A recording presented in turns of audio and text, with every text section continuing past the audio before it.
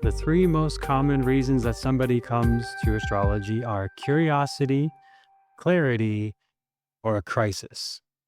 And this word crisis comes from this Greek word meaning decision or judgment or turning point.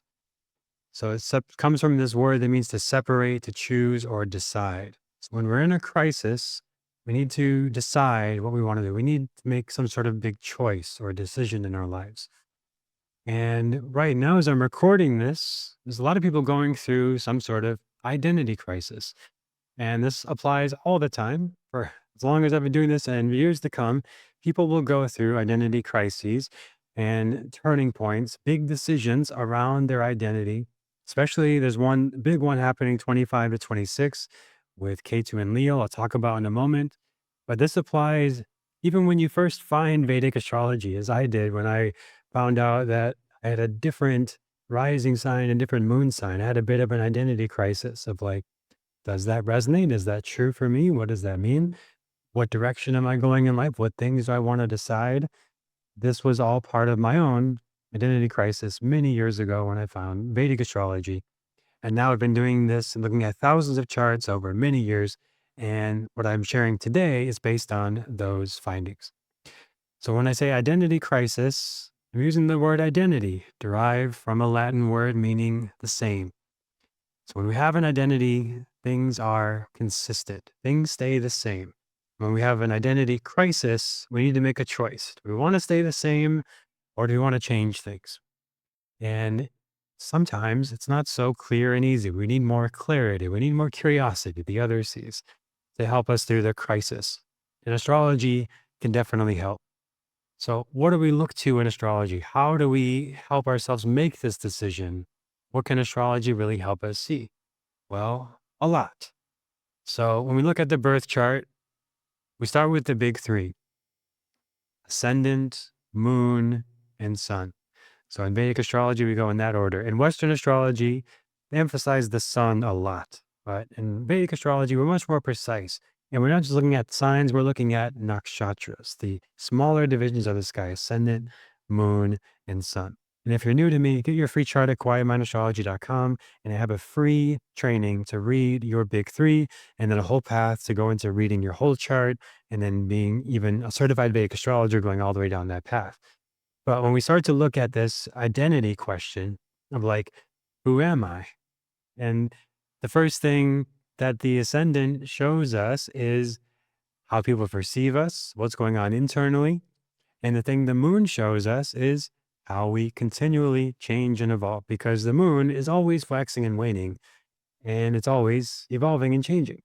The sun is more constant and steady, staying a month in each sign, always just a steady light in the sky, everything revolving around the sun. The sun is where you find more steadiness and consistency and where you can have this sense of identity, sameness.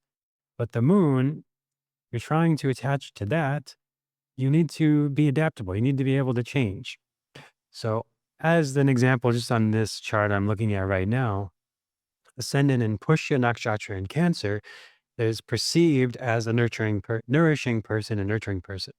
Their moon in Maga and Leo, they're going to have this changeable identity around how they lead and be in a position of power, but there'll always be movement in that position and changeability. Their mind and emotions get lit up and activated through roles of working with ancestry, lineage, name, putting their stamp on things. For example, a lot of females who have moon in Leo tend to do very well in entrepreneurial work. Also, women who have ascendant in Leo do very well. When they have both, it's like very likely to have a personal brand or be in some sort of leadership position. And that's distinct from the sun. In this example, sun and Satabhasha, they're going to be steady in the realm of Satabhasha, healing, and very good in healing arts and community work in Aquarius. So they'll find a sense of identity, steadiness, sun in those environments, as an example. And there's all these other aspects and conjunctions and other factors, rulers. I'm not going to go into all the details of this particular chart. It's just an example. But when we have an identity crisis, like when Ketu is with the moon, which actually happens every month for 2.5 days, your moon transits with your Ketu. you can have an especially like shifting energy that day or those couple days of like, am I really attached to this? Am I really this person? Can I let this go? And what I'm showing here on the screen is something happening in year 2025 and 26 is the eclipses happening on Ketu in Leo. So anybody born with Ketu in Leo is going to especially feel this identity crisis thing throughout life, decision points about what they want to keep the same, who they want to be, changing that a lot, needing to adapt that, needing to let that go a lot throughout life and not be driven by that. But for everybody, if you're listening to this in the future as well, think back 25, 26. If you're listening to it when it goes live, then this is kind of helping you understand we're in the middle of this right now as I'm recording. And I've talked to so many people going through this kind of thing. K2 and Leo. And then the eclipses are when the moon and sun line up with Rahu and Ketu. So you got 3 rounds of this moon, Ketu, Leo affecting energy, and sun also there. So our place where we find more steadiness and sameness with the sun, and change and adaptability with the moon, and detachment with Ketu. And then there's something we need to move towards and learn from all of this with Rahu. So Rahu's in Aquarius, teaching us to move towards more community values and where we fit in society and what's going to serve the bigger picture. So for everybody, regardless of what house or sign you've got in your chart, everybody has this impact 25 to 26, where we've got to really let go of the sameness, the identity, and have a bit of a crisis, a decision point, a crossroads, and be curious about it and find clarity in it. And astrology helps us find the clarity of looking at the strengths in your chart, your big 3, your ascendant, moon, and sun in your chart, finding the strengths in those energies, but being able to move them into a new role, a new identity, a new sameness, a new chapter of life. And I talk about the eclipse points a lot as like turning points. Like when you go to a theater and you watch a play or you watch a movie, there's typically 3 acts. So the first act, they're kind of establishing this scenario and the scenes, and this is the way things are. And then it changes. And then we go into the second act, and now things are all different. And there's a big obstacle to overcome. So we all go through some version of that every eclipse cycle, every 6 months. When the eclipse season comes for 6 weeks, we have this like moving into a new act of life. And our life is not 3 acts, but dozens and dozens of acts, depending how long we live. And we move into this new act of life. And maybe some things stay pretty much the same. Maybe we don't have big changes every eclipse season. But especially this one, 25 to 26, it's really shaking loose of like, is this really serving now? Is this identity serving you? Is this way of keeping things the same serving you in the long run? And it's time to reevaluate that through the eclipse cycle. So I'll talk more about that specifically on other episodes for this time period. But that is one strong example of a crisis point in astrology. Others are when you go through a new Dasha. So like you're ending a Dasha, like if it's a Venus Dasha, that's 20 years of a major theme. And you go through all the eclipses every 6 months, some big shift there, a new act. But when you're in the Dasha, there's an overarching theme for many years of that time. For Venus, it's 20 years. And in that time, you're learning the lessons of the Venus karmas in your chart. Like in this example, what is that 20 years about? Well, it's Venus and Purvabhadra and Pisces with Saturn and Neptune, ruled by Jupiter and Gemini, ruled by Mercury. So to really dissect what your dasha is about, you got to look at the holistic picture and all the relationships going on there, and not just Venus. But we simplify and just say the Venus dasha, big lessons around relationships and what you want in life and your desire, as an example. And when you're ending that, the end of that 20 years, you're going into a new dasha. That is a Sandhi time. The Dasha Sandhi is a transitional time, which is kind of the last year of the current Dasha into the first year of the next Dasha. So roughly around a 2-year period. It's going to vary depending on the Dashas. which Dasha it is and how long that period is. But when you go through a Dasha change, we don't have many of those in life. There's only 9 Dashas we can have. So if you live to 120 years, you're going through 9 Dasha changes. It's a 120-year cycle, but maybe less. So that is a big turning point in life. And the Sandhi feels uncertain, unstable. I talk about it sometimes as like crossing a bridge where it's not so solid and stable, like a wooden bridge with ropes. Like it's precarious. But you make it across to the next dasha, the next mountain, the next phase of life. And that's like the bigger period of life in your dasha. And then the smaller shifts of the eclipses, and then also the transits of the planets. That's another time where there may be some identity crisis and shift going on. So these are some of the more common ones: the dasha change, the eclipse season, the major transits of the big four: Jupiter, Saturn, Rahu, and Ketu. Those four happen every year or two. Jupiter's every year, Saturn's every 2.5 years, Rahu, Ketu's every 18 months. And then the eclipse cycles every 6 months. So we got lots of checkpoints throughout life to challenge the identity. And either you level it up and you stay with it, you want to keep renewing that identity. It's okay, I like this one. I'm going to keep that. I'm going to keep investing in that. The identity of a parent or an employee or an entrepreneur or your role, your profession, your interests. But you have opportunities to really reassess that. And what gets in the way is the ego, the Leo energy, which we all have somewhere in the chart. The ego, the identity. And other factors could play into this, like Rahu, what we get obsessed with and passionate about. Could be Saturn, where we sometimes have delays and setbacks in that area. It's going to depend on how these things are all placed in your chart. But for everybody, Leo is a big factor of the identity we start to form, the sense of self and the sense of authority and power that we develop. And that gets kind of called into question when we have these big Leo transits, like in 25, 26. And then there's another more personal, smaller one is the Muntha point, as you see in this chart example. That is your sort of theme for the year from your birthday, from your annual chart, from the day you're born. So that is sort of setting the major theme for you personally that year, regardless of all the other transits and everything else. That's a very personal shift as well.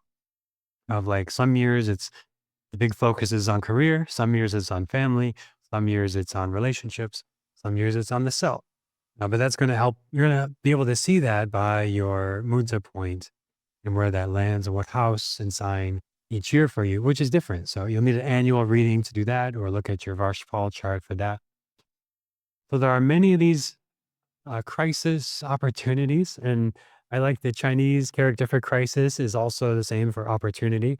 So I see it more as that of the decision point. It's not something to be afraid of. It's not a big problem. But when it happens, it's an opportunity to let go of an attachment of the ego. And the ego wants to solidify to form and keep things the same. And wherever we have that, we can know that's probably the ego coming into play. And it's not necessarily a problem. There's a healthy ego of like, taking on the role of parent, taking on the role of spouse, taking on the role of your role in your profession and doing that well. That is a healthy sense of ego, taking on responsibilities in community, things like this. But there's the unhealthy ego that wants sameness, the identity to really solidify. Okay, I want this to stay the same. I don't want anyone else to get involved. I don't want to let go. And when we're doing spiritual work, a lot of the spiritual work is connecting to the spirit over the form, the Purusha rather than the Prakriti, spirit instead of form. And that goes all the way back to the roots of Vedic teaching, Purusha instead of Prakriti. And Purusha is something we can't even really name. Like the Tao that can be named is not the eternal name, is not the real Tao. And if we try to put a name on it, we're putting form to it, and it's not really it. And when we say, no, I really, I just need to do this thing. I need to have it this way. I need to wake up and do my 2 hour morning routine for me to have a good day. There may be some truth in that and some value in that, and it may really serve you and keep doing it. Great. But if it starts to actually become a problem and it disconnects you from others, you feel frustrated when you don't do it, it actually is kind of taking your power, like, oh, I didn't do it. And now the whole day's ruined.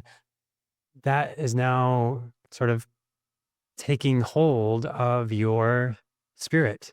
And the spirit is formless. The spirit is all pervading. We can't name it. We can't even really talk about it, but it's like, it's not, I have to do it this way. I have to have it this way. I have to be this way. I can never have it, this happen.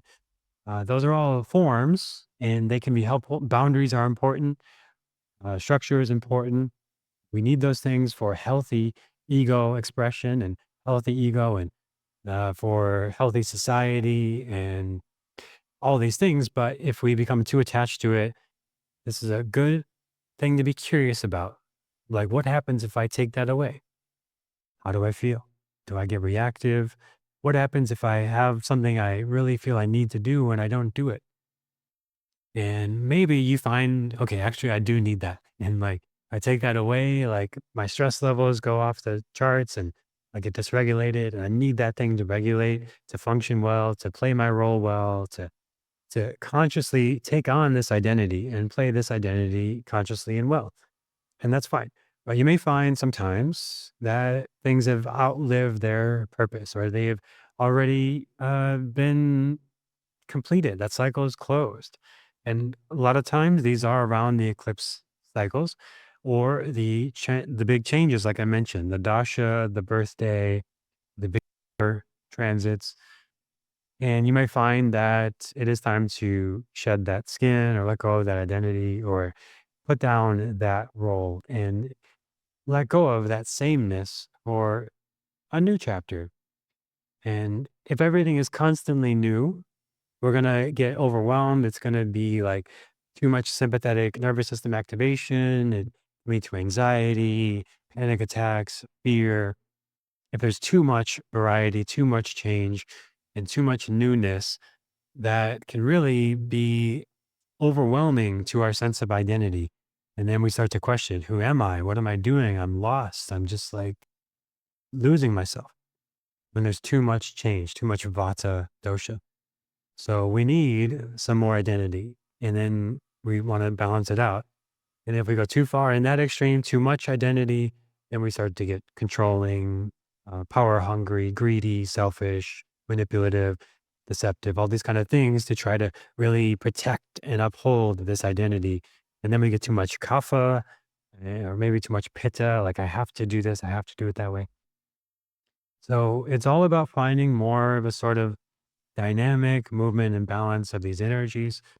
And the crisis of like the decision point, do I move here? Do I take this job? Do I commit deeper in this relationship? Do I end this relationship? These are all opportunities to assess what's going on internally.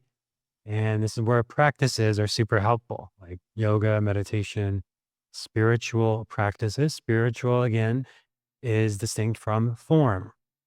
We get out of the form, the identity of like, I am this person, it has to be this way, into the spirit of just being.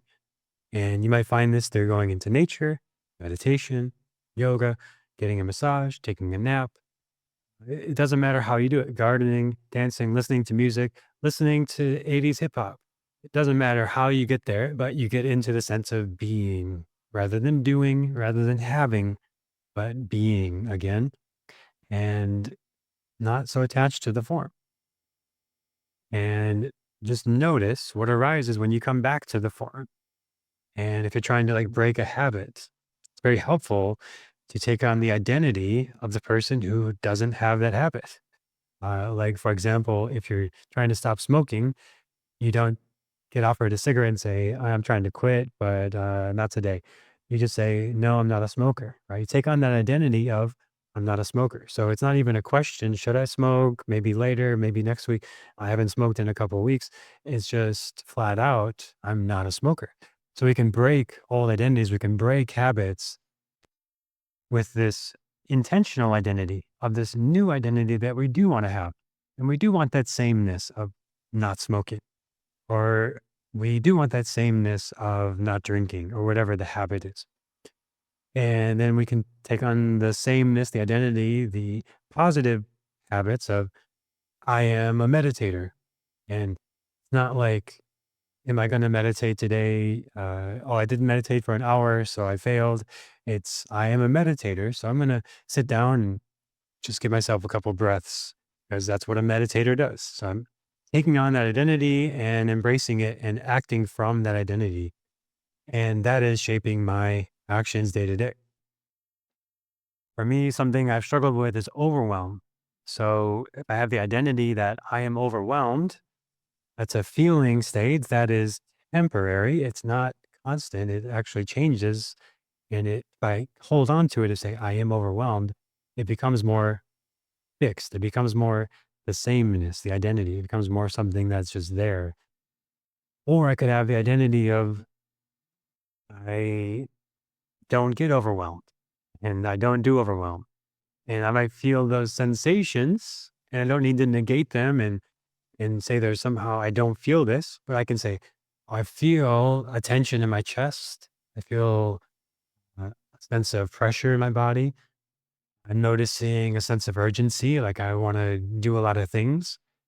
I'm noticing thoughts of like urgency and pressure. And now it's just sort of a sense of choice around it. And it's this one for me, it's like I'm talking about it because I'm still like, I haven't fully made it through this one. Like I'm still working on this. So I don't have it like, you know, like for me, smoking is like, no question, I don't smoke.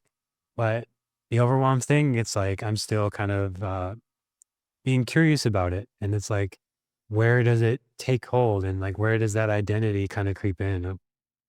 It's just the way it is and it happens and I just feel it and it arises. So, that's an example of me like working through something. So maybe you're working through something and you can relate a bit. But the identity crisis, again, is one of the most common things that comes up when people are coming to astrology. So if you're going through it, you're normal. And if you're curious about it, even better, because now you can start to really observe where does that identity creep in? What am I saying to myself that's like kind of solidifying this identity? What could I say to myself that would loosen this identity and maybe move me towards the identity I do want? And knowing that it's going to keep evolving. And that's just as long as we're alive, it's evolving. And if you identify it as like the star athlete in high school or identify with your appearance when you're young, it's going to be a hard reckoning as you get older and the body changes and we adapt and we might not have the same physical capacities or the same physical appearance when these more superficial things, those more on the surface things, I mean, by superficial, is that these will certainly change. And the more loosely we hold these, the more psychologically healthy it is, I think, to hold those loosely and create space for those to evolve and change through life. And with everything, to like allow space for this identity to evolve and change with life and know that's just a prakriti, that's just a form and forms will change. And when we attach to forms, we suffer. And suffering's okay too. You can do that, enjoy, and like go into it and be as that. And that's part of life too. Sometimes we suffer. But when we come back to Purusha, the spirit, the energy, the awareness, your consciousness, and we have a bit more space around these identities and a space around these crises and we have more choice. And the crisis is a choice. It's not chaos. It's not dramatic. It's not a problem. It's not the end of the world. It's just a choice, a decision. Just like in the etymology, the crisis is it's a choice. So when we go through that, we have again the opportunity to make a new decision, to have a turning point, and to look for a new perspective. So hopefully this gave you a new perspective. And if you want to look deeper into your own chart, get your free chart at quietmindastrology.com. There's a free training to start to work with your big three and a whole path to decode your whole chart and work one-on-one with me with a reading. And we'll go deep into everything in your chart. That's at quietmindastrology.com. Have a great day.